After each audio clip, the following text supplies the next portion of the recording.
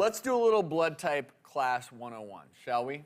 We've got a little graphic I'm going to pull up because this is going to show you, this is an interactive chart from the American Red Cross. If you're a certain type of blood, you can provide blood products to certain recipients. Now, O is the universal donor. So if you have O-type blood, you are exactly what the doctor ordered when it comes to the American Red Cross blood bank because your blood can be given to anyone. Now, type A, you can only give to type A and type AB blood. And there's a reason for that, is anyone who has B-type blood would attack those antigens on type A blood. B can give to B or AB, and then AB, you guys aren't good donors. You can only give to yourselves. How selfish. You gotta stick with your own. AB blood typers, gosh. Yeah. And it is the most rare, though. It is the most rare. O, and fortunately, O is the most common.